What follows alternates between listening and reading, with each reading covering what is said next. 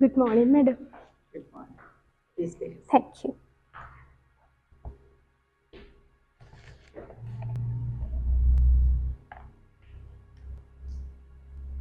අද අපි ફોકස් කරන්නේ කොහොමද අපි සම්මුඛ පරීක්ෂණයකට එහෙම නැත්නම් ඉන්ටර්විව් එකකට මුහුණ දෙන්නේ කියන එක. පළවෙනි කාරණාව තමයි අපේ ඇඳුම ගැන. ඉස්සර වගේ හුඟක් දෙනෙක් සාරි ඔසරිය ඇඳලා යන්නේ නැහැ. අපිට පුළුවන් ලස්සනට ඒ ආයතනයේ හැටියට ස්මාර්ට් කැෂුවල් ඕ ෆෝමල් ඇඳලා යන්න. නමුත් දැන් ඔයා දැක්කා අද අපේ සහායිකාවගේ කොහොමද ඇඳලා තියෙන්නේ. දැන් මේක හොඳටම හොඳයි ඕනම තැනකට අපිට ඉන්ටර්විව් එකකට යන්න. අද ඔයගොල්ලෝ දැක්කා කොහොමද එයා ඉඳගෙන ආවේ. ફોકસ කරන්නේ අපි අද එයාට. එයා වාඩි වුණා මෙතෙන්ට ඇවිල්ලා. වාඩි වුණාම එයා අර ඔයගොල්ලෝ ගේන හෑන්ඩ් බෑග් එක මේසෙ උඩ තියන්නේ නැහැ. ඒ වගේම ඔයගොල්ලන්ගේ ටෙලිෆෝන් එක මේසෙ උඩ තියන්නේ නැහැ. ඒ වගේම ෆයිල් එකක් ගෙනාවොත් හුඟක් වෙලාවට අපි ඉන්ටර්විව් එකකට යනකොට දැන් අපි යවලා තියෙන අපේ විස්තර ඔක්කොම එතකොට අපි ළඟ තියෙනවා මෙයාගේ විස්තර.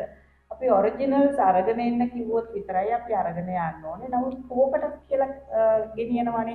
ඒකට ඒ ගෙනාවනම් ඒකත් අපේ ෆයිල් එක උඩ තියාගන්න ඕනේ. ඒකත් අපි මේසෙ උඩ තියන්නේ නැහැ. ඒක ඉල්ලුවොත් විතරයි අපි දෙන්නේ.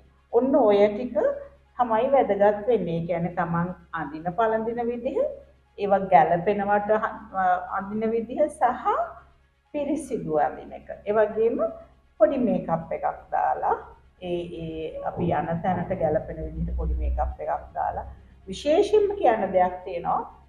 ඔයගොල්ලන්ගේ බරලස් ටිකක් දිග නම් කොණ්ඩේ ටිකක් දිග නම් කොණ්ඩේ කඩාගෙන යන්න එපා කවදාවත්. කොණ්ඩේ බැඳගෙන යන්න. දැන් අපි හෙයාර් ස්ටයිල් එකක් දාන්න කියනවා නෙවෙයි. නමුත් නීට්වට පීරලා පොනිටේල් එකක් හරි බැඳගෙන යන්න ඕනේ. මොකද කොණ්ඩේ කඩාගෙන යන්න එපා. දැන් ඔයගොල්ලෝ ફોકસ කරන්න ඕනේ මට නෙමෙයි මේ අපේ සහායිකාවට. එහෙම නැත්නම් අපේ නිරූපිකාවට. ඉතින් බලන්න එයා ගිහිල්ලා වාඩි වුණා වාඩි වුණේ නැහැ කියනකම්. එතකොට අපි කිව්වොත් දැන් ඒ සම්මුඛ පරීක්ෂණ මණ්ඩලයේ ඉන්න අය කියනවා වාඩි වෙන්න කියලා. වාඩි වෙලා අහන දෙයට උත්තර දෙන්න. හුඟක් අය වෙන්නේ අනේ හරියට බය වෙනවා. මොකටද බය වෙන්නේ? තමන් ගැන විශ්වාසය තියාගන්න ඕනේ. ඒවට තමයි අපි මේ අයව පුරුදු පුහුණු කරන්නේ. ඊළඟ දේ තමයි දැන් මෙයා මේ ෆයිල් එක ඉල්ලුවොත් විතරයි එයා දෙන්නේ. එහෙමනම් අපි බලමුද කොහොමද ෆයිල් එක දෙන්නේ කියලා. දෙනකොට අනිත් පැත්ත හරවලා නෙමෙයි එයාගේ ඔරිජිනල්ස් ටික බලන්න එයා දෙන්න ඕනේ හරි පැත්ත හරවලා. අපි බලමුද කොහොමද කියලා. Can I have your file please? අන්න එහෙම. හරි දැන් අර ගන්නකොටත් අපි උනත් ඉන්ටර්විව් බෝඩ් එකේ ඉන්න කෙනා උනත් ඒක ඇත්තටම අර ගෞරවයෙන් ගන්න ඕනේ. ඒවා තමයි මේ පොඩි පොඩි දේවල් අද සමාජයේ කෙරෙන්නේ නැත්තේ. ඒකට අපි මේ ඔරිජිනල්ස් ටික ගෙන්න කිව්වනම් ඔන්න එයා දුන්නා. එතකොට අපිට පුළුවන් ඒක පරීක්ෂා කරන්න. මොකද අපි ළඟ මෙයාගේ අයදුම්පත ඇවිල්ලා ඒගොල්ලෝ එයාගේ විස්තර ටික ඔක්කොම තියෙනවා. දැන් හුඟක් වෙලාවට ඊට පස්සේ ඊළඟ දේ තමයි අපි ඒගොල්ලන්ට කියනවා දැන් මෙයා මම දන්නවා මෙයා නටාෂා පෙරේරා කියලා. මොකද මට මා ළඟ විස්තර තියෙනවා. ඒතර මෙයා කරන දේවල් ඔක්කොම මම දැකලා තියෙනවා. හැබැයි අපි මෙතෙන්දි මෙයාට විශ්වාසය තියෙනවද අපි බලන්නේ මෙයාගේ පර්සනැලිටි එක ඒ වගේ කොන්ෆිඩන්ස් self confidence තියෙනවද? ඒක බලන්න අපි අහනවා tell us about yourself කියලා. ඔන්න උතෙන්දි ඔයගොල්ලෝ වරද්ද ගන්නවා.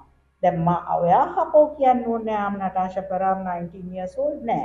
ඉතින්දී අපි බලාපොරොත්තු වෙන what you are capable of. ඔයාට මොනවද කරන්න පුළුවන්. එතකොට ඔයාගේ අතීතය එතකොට වර්තමානයේ ඒ ඔයා වැඩ කරපු හැටි ඔයා කරපු දේවල් then something like this මේ වගේ දෙයක්.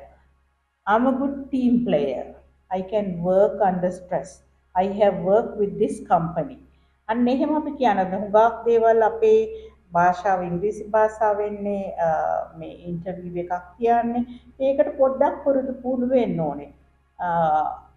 පොඩ්ඩක් නෙමෙයි. දැන් මම උනත් සම්මුඛ පරීක්ෂණයකට මම ඒකට සූදානමින් යන්නේ. දුවලා කරලා දැන් පරක්කු වෙන්න බෑ. ඔයාට 9ට එන්න කිව්වනම් ඔයාට යන්න විනාඩි 20යි නම් ගෙදරින් විනාඩි 40කට කලින් යන්න. මගතොටේ ඔයගලන්ට බස් වල එහෙම නැත්නම් ඔයා යන වාහනේ අපිට ට්‍රැෆික් ඒවා නිසා හරි වෙලාවට එන්න පළවෙනි දවසේම ඔයගොල්ලන්ගේ සම්මුඛ පරීක්ෂණයට පරක් වෙලා ගියොත් ඒක ඔයාට හරිම මේ නෙගටිව් එකක් තමයි ලැබෙන්නේ. ඉතින් ඒක නිසා වෙලාවට යන්න ලස්සනට අඳින්න බය වෙන්න එපා. ඉන්ටර්විව් බෝඩ් එකට මුහුණ දීලා ඒගොල්ලෝ අහන ප්‍රශ්න වලට මුහුණ දෙන්න. එච්චරයි කරන්න තියෙන ලොකු දේවල් නෑ. හැබැයි ඔයාගේ CV එකේ ලියලා තියෙන හැම දෙයක්ම සත්‍ය වෙන්න ඕනේ. දැන් මෙතෙන්දි වැඩිපුර අපි මේ මං කිව්වා වගේ ફોකස් කරන්නේ මොනවද අඳගෙන යන්නේ? ඔයාගේ මේකප් මොනවද? ඔයාගේ හෑන්ඩ් බෑග් එක, ඔයාගේ ෂූස්, ඔයා හැසිරෙන්නේ කොහොමද? ටෙලිෆෝන් එක කවදාකවත් පුළුවන් නම් ටෙලිෆෝන් එක හෑන්ඩ් බෑග් එකේ දාලා තියාගන්න. ටෙලිෆෝන් එක කවදාකවත් එළියට ගන්න එපා. මොකද බැරි වෙලාවත් ඔයාගේ ටෙලිෆෝන් එක වැදුනොත් ඔයාගේ අවධානය යොමු වෙනවා ඒකට. ඒකම දැන් මම වගේ කෙනෙක් කිව්වොත් ඒකම ඇති මට එයාව තෝරගන්නේ නැති වෙන එක නිසා තමන්ගේ ටෙලිෆෝන් එක ගෙනියන්න එපා.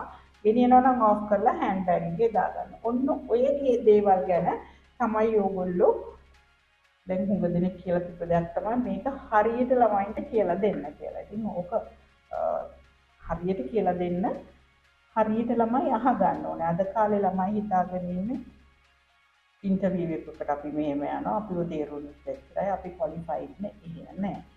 ඕගොල්ලන්ගේ අර මැනර්ස් කියන දේවල් ඕගොල්ලන්ගේ සමාජ චාරිත්‍ර your social etiquette your manners matters a lot.